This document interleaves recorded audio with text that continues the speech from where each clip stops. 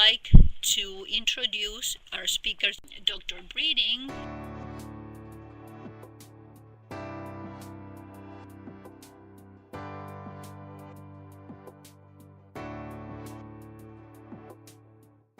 As Adriana said, my name is Mary Breeding, and just as a quick overview, I'm here today representing the SABER initiative of the Human Development Network in the World Bank. SABER is a long acronym which stands for a systems approach for better education results. The objective of SABER is essentially to look at best practices in different education policies around the world and to benchmark those with high-performing countries and top-performing countries to see what is it that make countries successful. So I think, one second, I have lost the presentation. Okay, so but with SABER, essentially our idea is to look at what policies make what policies make countries successful in achieving better student learning outcomes. And SABER-Teachers is one domain of SABER. In total, we have about 15 domains, including student assessment, workforce development, SABER-Teachers, which I'll present today, and others. If you're interested, you can visit the SABER website at the World Bank and for more information. And so that basically explains where I'm coming from.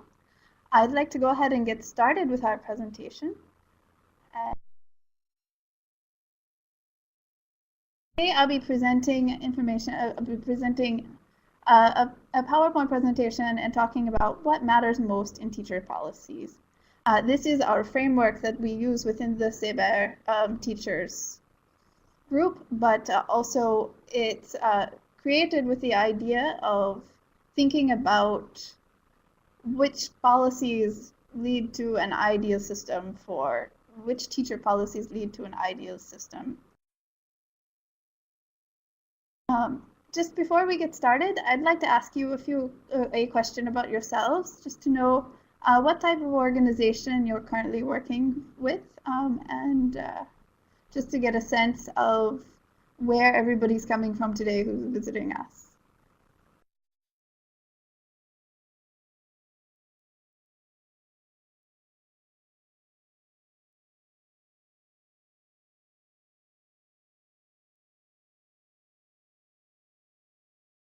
Like about half of our participants, so about 42% of our participants come from ministries or secretaries of education, about 22% from international organizations, and 5% respectively from universities as professors or researchers, as students, or think tanks.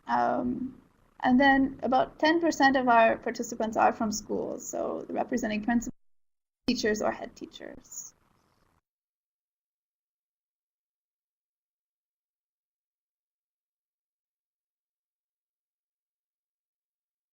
And so just as an overview of the presentation, we'll start today by talking about why it's important to analyze teacher policies in Latin America.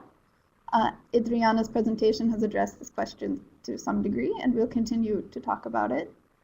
Secondly, we'll really present the theoretical core of our framework for SABER-Teachers by asking the question, how can education systems make sure that every classroom has a competent, motivated, and supported teacher who can advance the learning of each and every student in his or her class? And in doing this, we'll present 8 dimensions of what we consider successful teacher policies and systems based upon existing research. And third, we'll present examples of teacher policies and how these successful teacher policies work in different high-performing systems. Those are systems that achieve high student outcomes consistently on international exams and within their own countries. So to begin, we'll start by looking at why it's important to analyze teacher policies in that. Education systems in the Americas have made progress in providing access to school. We see this when we look at results. We see that 9.5 out of 10 children enroll in primary school at the official age. 7.5 out of 10 children enroll in a secondary education program in a timely manner. And about a third of youth make it to tertiary education in Latin America. In terms of enrollment and access to school, Latin America is doing fairly well. But when we look at the actual student outcomes in learning, and we compare those with international outcomes across the world, we see that the Americas tend to be lagging up slightly behind. And if you look at this graph, the vertical axis presents the PISA average score in reading. PISA is an international exam of students, and so these are just the reading scores. And we look at the years 2000 to 2009, and we can see that the green lines represent top performing countries. Those countries include Hong Kong, China, Finland, Japan, and Korea. And you can also see here where Canada and the United States are relative to the. And then the Latin American countries represent the average calculated looking at Mexico, Argentina, Brazil, Chile, Colombia, Peru, and Uruguay. And you can see that for Latin America, the averages over time remain consistently below those of the higher performers. And so we want to understand how to bridge this gap by looking at teacher policies. And when we also look at student outcomes in Latin America, we see that many countries have high inequality in student outcomes, but there are large gaps between top performing students and the low performing students. And you can see in this graph where the Latin American countries again are relative to the top performers. What we know is that evidence from developed and developing countries suggests that good teaching matters. In Chile, for instance, having at least 3 highly rated teachers seems to close the achievement gap between low and middle socioeconomic status students. And so we can see that when you have good teachers in the classroom, you can really make a big difference in the quality of student learning that happens and the performance of students on things like one of the reasons why we find it very important then to look at teacher policies and to develop a. So next, to get into the theoretical core of our SABER approach, we raise this question of how can education systems make sure that every student in the classroom has a competent, motivated, and supported teacher who can advance the learning of each and every student. We'll look at 8 dimensions of successful teacher policy. This is the theoretical framework that we use in thinking about teacher policies. We present this framework in the format of a system. We think of this as within the better teacher policy. One thing that we've learned from existing research is that in top performing systems, they all seem to have some policies that address issues in each of these 8 dimensions. And you can look at the dimensions individually and independently of one another, but when you look at them as a system, you can see where gaps are within the education system for teachers. And you can work to identify policy areas where you might want to fill those gaps. So just going around the wheel, the first dimension is setting clear expectations for teachers. This includes things like the national curriculum and how teachers use their time. Secondly, attracting the best into teaching. So starting from the beginning, when teachers are planning to go into university or to a teacher training college, how do systems address and create policies to attract good teachers? What are the working conditions like in classrooms? How much do teachers? These are questions that we look at in attracting the best into teaching.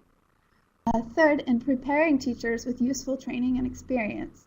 We think of here how teachers are prepared from university, but also in their initial years of teaching. Are there mentor programs or induction programs available to teachers? Fourth, matching teachers' skills with students' needs. Are teachers located in the right locations to teach? For instance, are there hard-to-staff schools with long-term vacancies that may not be desirable to teachers? And if so, which policies are ideal and should be addressing the needs to make sure that teacher skills are where students most need them, are being applied where students most need them.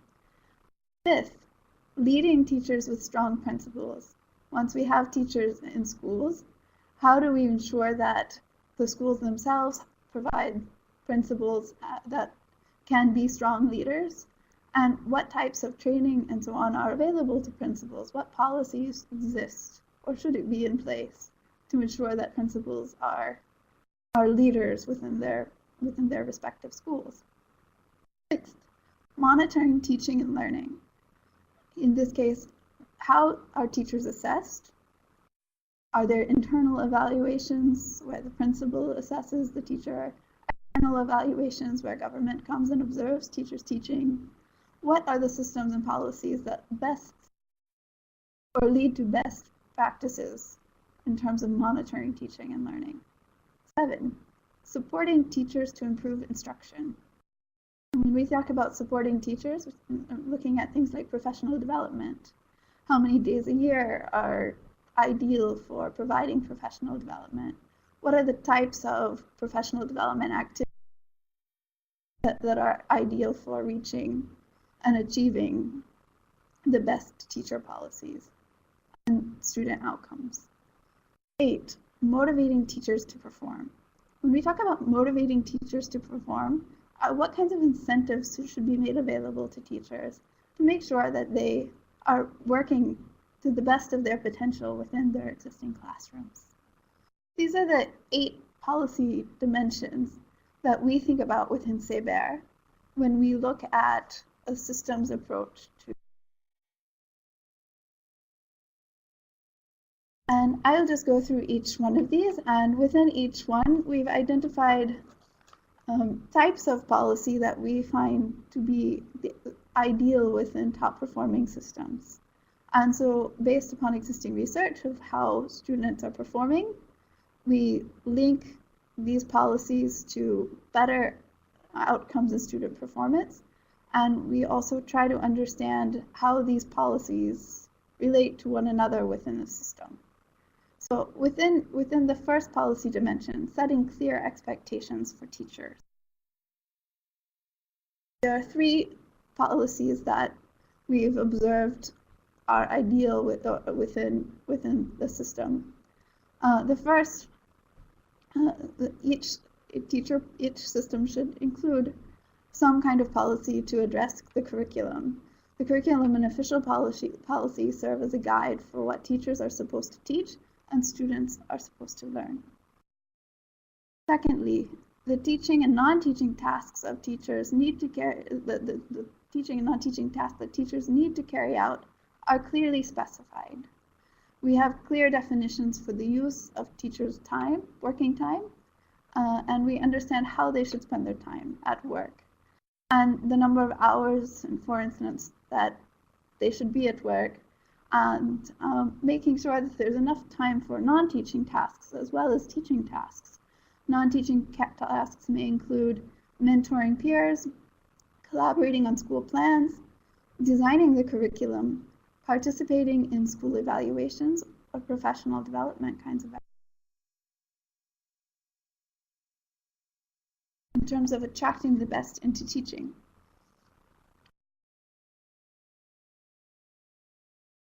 When we talk about attracting the best into teaching, we're looking at how do we start from the very beginning to make sure that teachers, that the public perception of the teaching profession is a highly respected one. And this starts with pre-service teacher training. If you look at higher performing systems that work well in this regard, You can see that pre-service teacher training in these top performing systems is very competitive, and we'll show some examples of that. And that there are high standards to enter the teaching profession. This signals that the profession is a well-respected and well-regarded profession. Secondly, teacher pay should be competitive, and it needs to be competitive enough to attract talented candidates. Its pay changes over the course of a teacher's career and should hopefully vary according to performance. And in an ideal system, we have policies that address teachers and the pay scale as teachers progress in their profession. And ideally, in most systems, working conditions are appealing. Teachers' classroom size is manageable, and school infrastructure is set up in such a way that teachers, for instance, have a break room and adequate space. And fourth, there are attractive career opportunities for teachers to grow professionally. One way to make the teaching profession attractive is to make sure that there are promotions and opportunities available to teachers. And these don't include just vertical promotions to the position of principal, but also horizontal promotions. For instance, perhaps a move to an academic research position and other types of activities that might be available. Third, preparing teachers with useful training and experience. Here, we're talking more about the initial education programs as well as the initial years of teaching. In top performing systems, we've observed that teachers are required to go through rigorous initial teacher education to be able to teach. Many of the programs that lead to very high student outcomes often require a bachelor's degree or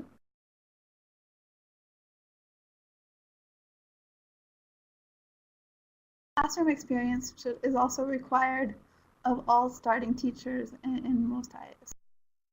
So the experience may be provided through initial education or on-the-job mentoring programs, but the classroom experience early on, before teachers are set up in the classroom to begin teaching on their own, is made available to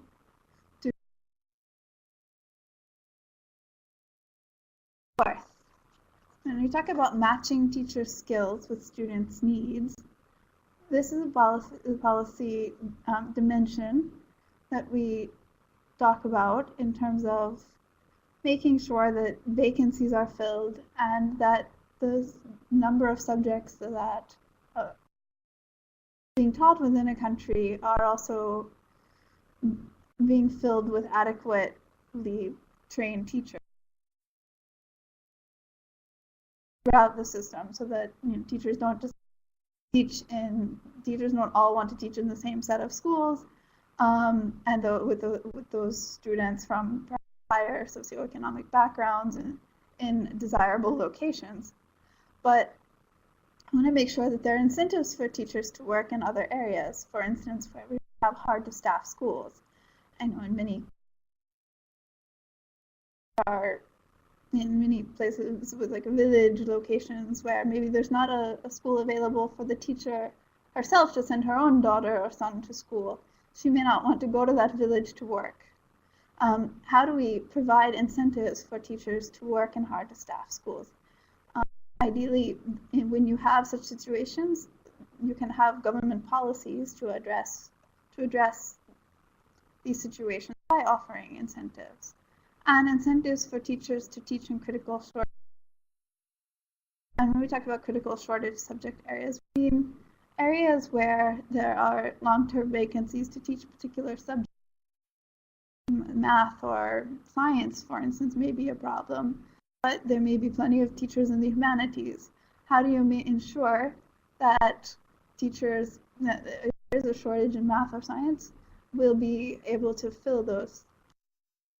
One way is by offering incentives, and some of the types of incentives might include promotion opportunities to teachers,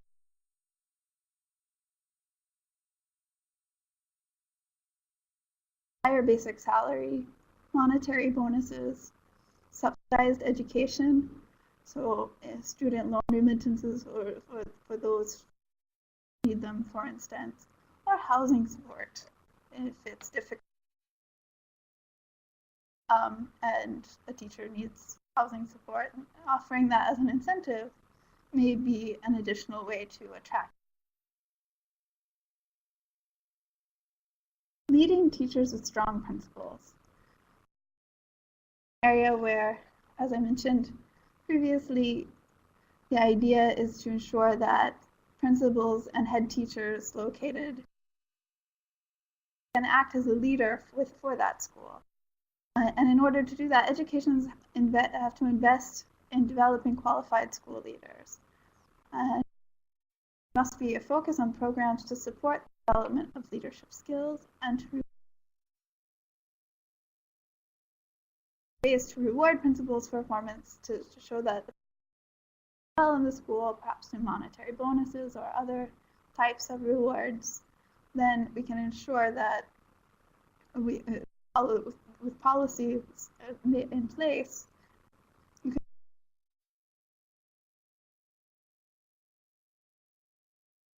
So in terms of decision-making authority, school principals, making sure through policy that school principals are expected to instructional practice is one additional way in which you ensure the leadership of a principal. So ensuring principal is actually there to support teachers.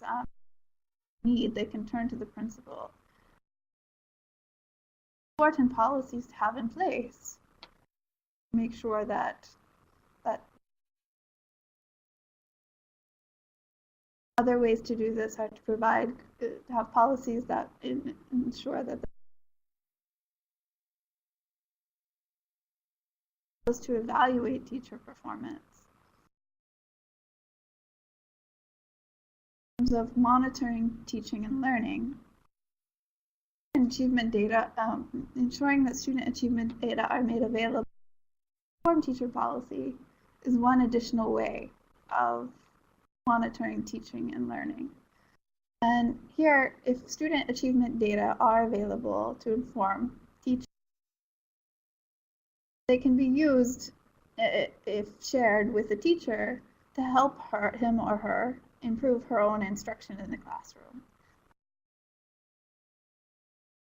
National examinations or national level examinations happen, ensuring that the data collected from those examinations are made available to the school.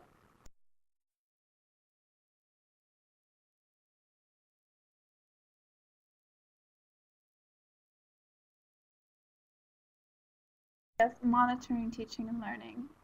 Adequate systems in place to monitor teacher.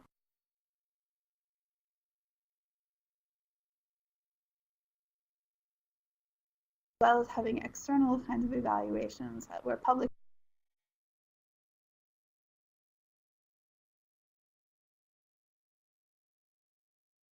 multiple mechanisms are used in ideal systems to evaluate teacher performance, teachers' knowledge of subject matter, teaching methods, students are just a few of these methods. 7. In terms of supporting teachers to improve instruction, we're really talking about professional development and ways in which policy, government, districts, and principals can support teachers to make given the adequate resources and training they need to be successful.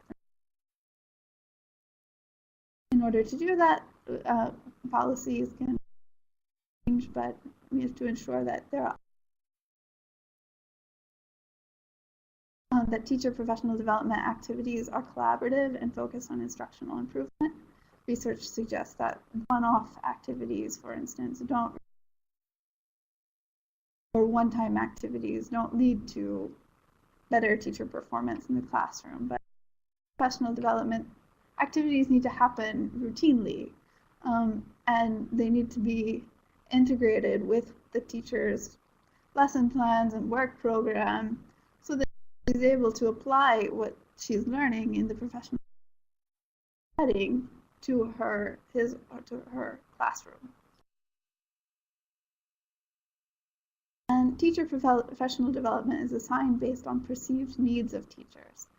This is making sure that they're not just generalized teacher professional development. Also, teachers' needs are understood, maybe through, for instance,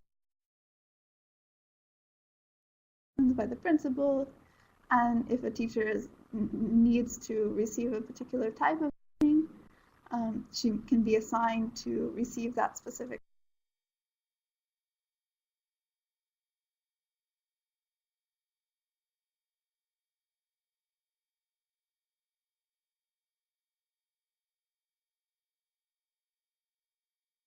Motivating teachers to perform.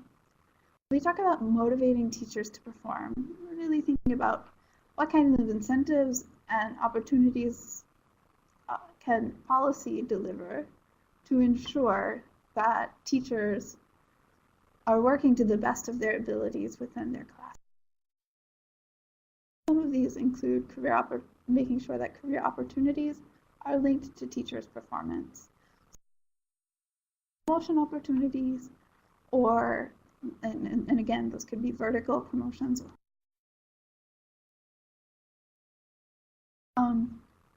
or moving up in terms of the seniority of, but making sure that those opportunities are linked to a teacher's performance. One way to ensure that the teacher has an incentive to achieve to the.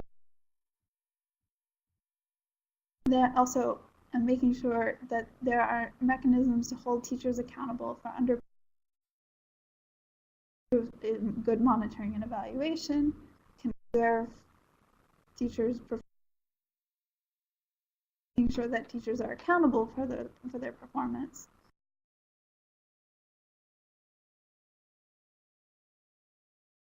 Higher achieving. Third, ensuring that teacher compensation is linked to performance. In hand with career opportunities, but when teacher linked to teachers' performance, then we can see that teachers have a greater incentive to be working harder in the classroom. If teachers can perceive they are working harder, then they'll have more of an incentive to do so. And these are the 8 dimensions of teacher policy that we focus on. Again, I would like to emphasize that these systems, that when we think about teacher policy, I like to think of these 8 dimensions as one system, and that different education systems across the world can emphasize different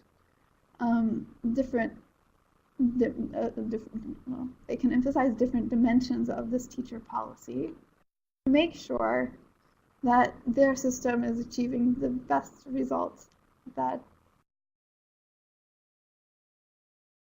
And so, as I move on, just want to re-emphasize that the systems. And I would like to ask a few questions of you. First, in which of the 8 dimensions do you think that your education system is the strongest?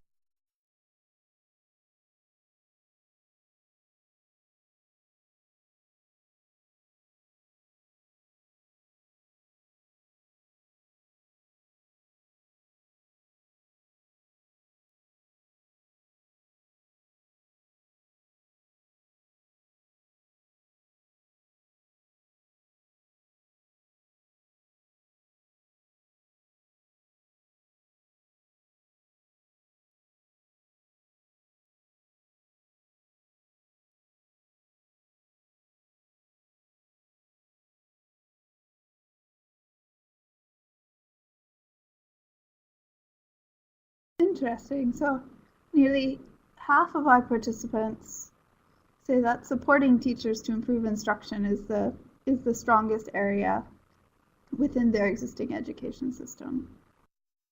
while about 20% say setting clear expectations, and around 8% say preparing teachers with useful training and experience.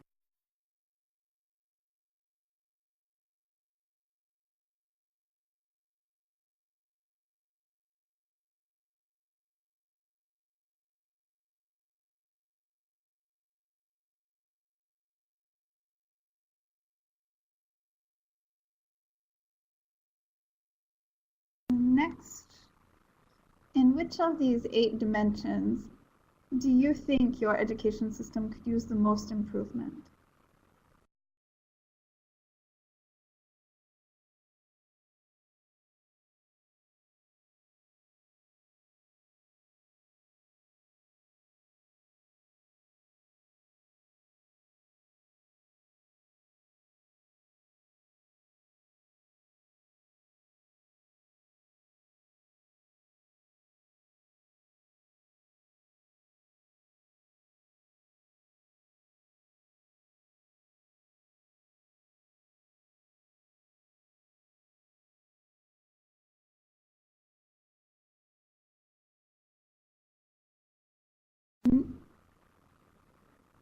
About just slightly more than a third of our participants say that attracting the best into teaching is the area that their system could use the most improvement, where around 15% of participants say that preparing teachers with useful training and experience is an area in need of improvement.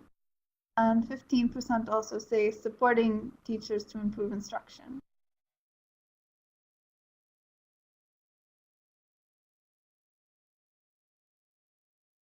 As we move on, we'll address how some existing systems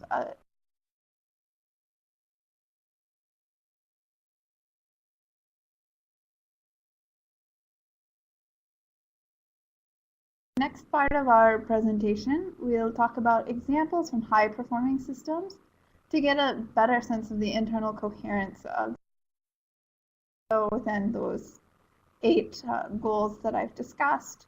How do the 8 dimensions that I've discussed, how do the different dimensions interact with one another in real applied education systems? And so I'm going to go through 3 different systems. I'll talk first about Ontario, Canada, and then I'll talk about Finland, and lastly I'll talk about Singapore. And I'll show how each of these systems utilize the teacher policy, different teacher to achieve the top performing results that they do within their. First, when I talk about Ontario, Ontario is an example of a system that really has a need to advance by placing an importance on continuous improvement.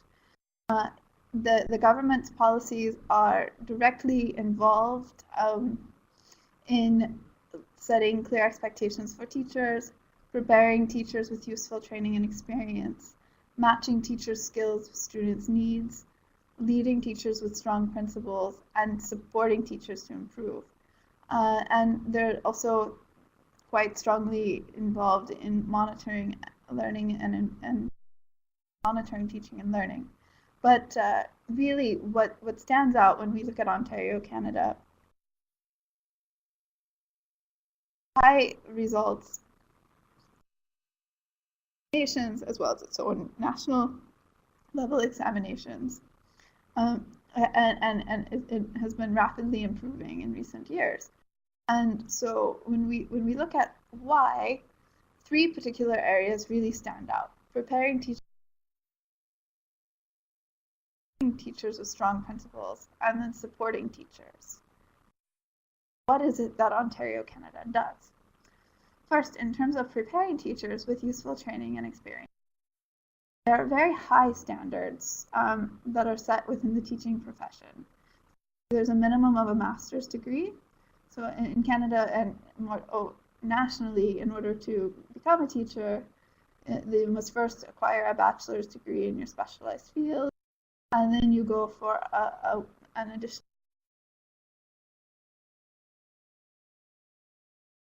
That's a high bar for entering the teaching profession. And once teachers have completed their education, there's a new teacher induction program, and the program in Ontario includes orientation, mentoring, professional development, and performance appraisals that are conducted by the principal.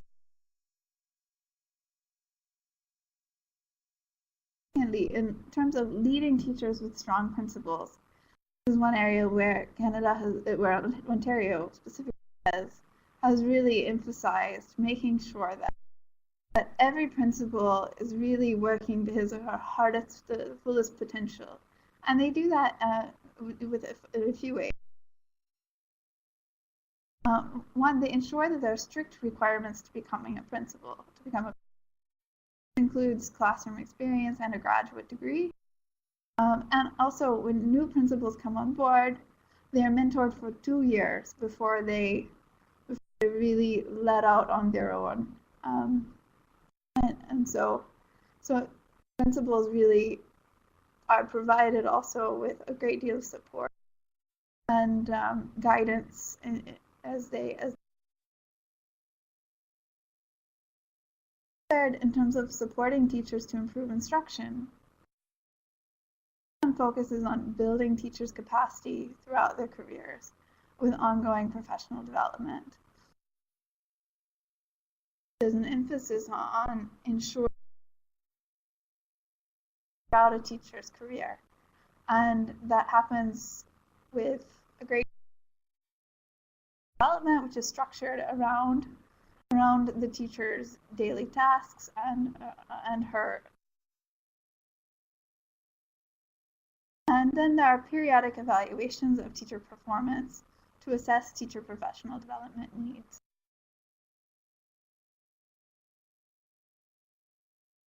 By emphasizing these policy areas, supporting teachers and preparing teachers in the beginning, from the very beginning of a teacher's career, they're provided with a continuous support for improvement, and the teachers themselves are then able to apply that in their classroom settings. Secondly, in terms of Finland is an area where is a case country where government is directly involved in 3 key areas: attracting the best into teaching, preparing teachers with useful training and experience, and then supporting teachers to improve instruction. And Finland is a very unique case. In Finland, emphasis on attracting the best into teaching is quite astounding relative to other. For instance, in 2010, there were 6,600 applicants to university to fill 660 teaching positions. So they were only able to accept 10% of the students who applied. And becoming a teacher in Finland is seen as being just as prestigious as being a doctor. And how do they do this? How do they manage to attract teachers in such a strong way? First, through rigorous initial teacher education. There's a real emphasis here on having teachers who are well trained. Teaching is seen as a highly desirable profession, and it starts with the initial education. When in preparing teachers, it's a very research-based program. Teachers only admitted after passing 2 screening processes. When we talk about preparing, there are high standards to enter, complete a master's program, and within that master's program, they have to actually complete a dissertation. And so it is, again, as I said, noted, a very research-based program. And then Finnish student teachers spend 1 year in model schools. They participate in problem-solving groups when they're still acquiring their degree, so before they even, they're getting classroom time in the classroom, they're having a lot of experience. And so this emphasis on preparing teachers is very strong. And once teachers have acquired their master's degrees and started within new classrooms, there's support provided to teachers.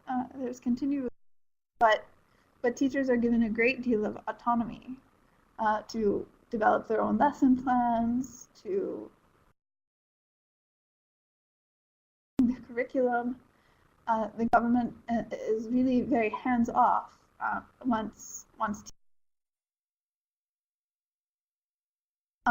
except for in providing support where needed. And then kind of the underlying theory of action within Finland is that systems can place considerable trust on teachers because they have the skills necessary to make decisions about instructional improvement. So by emphasizing these two goals of attracting the best into teaching, as well as preparing teachers in the beginning, and then providing them with the support they need as they move on in their careers, the Finnish system has managed to achieve highly successful results by not necessarily being as involved. They allow for a great deal of professional.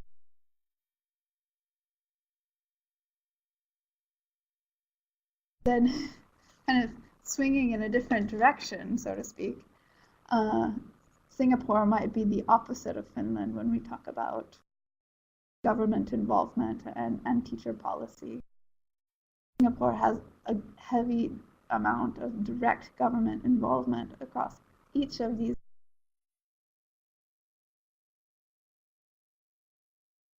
And it's a highly centralized system.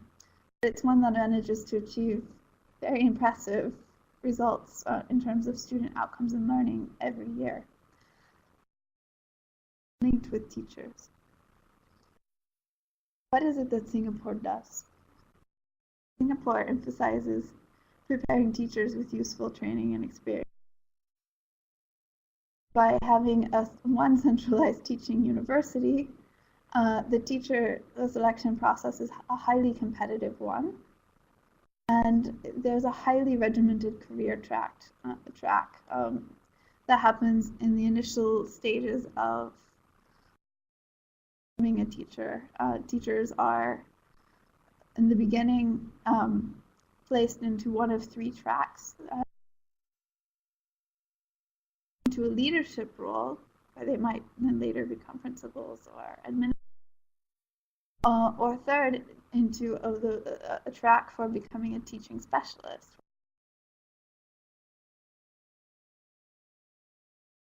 And so this happens while the teacher is in the initial process of becoming a teacher. So it's very centralized, very much happens within one teaching university, and there's one government authority which is responsible.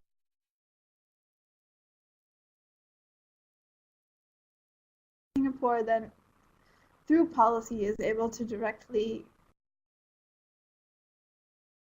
are producing quality there are high quality teachers within the classroom. And in terms of leading teachers with strong principles, as I noted, with this highly regimented career track, early on, teacher candidates are selected into leadership career track positions. And then there's support that is provided to new. This includes a training program, supervised practice, internships to shadow experienced principals. Principals are also required to participate in 100 hours of far beyond what most systems would require.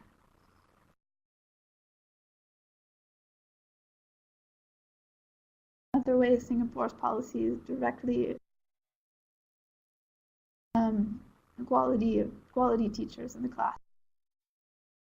In terms of monitoring teaching and learning, there are annual student examinations that are used to monitor school performance. Multifaceted annual teacher performance appraisal And then also the system promotes peer-to-peer learning.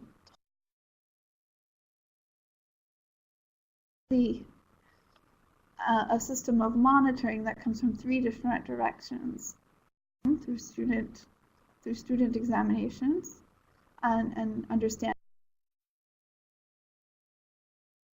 that back to the teacher in the classroom, performance appraisals and evaluations of teachers' performance every year, and third, through peer evaluations of teachers' performance every year. Teachers to improve instruction. Here again, Singapore is has a very highly set of policies that address professional development needs. Teachers are required to participate in professional development, and they're also required to collaborate with one another through networks and professional learning built into their non-teaching tasks. Teachers must interact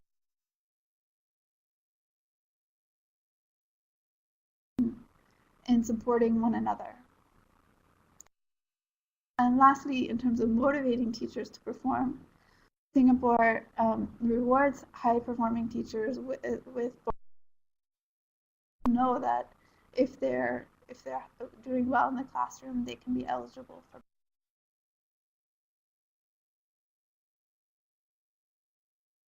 And so these are 3 different approaches. Really focuses on continuous. Finland on professional autonomy, Singapore on direct government involvement. Of these 3 approaches discussed, do you think could provide insight in how to improve your own systems? Reporting that Ontario would be the system where they might be able to learn the most.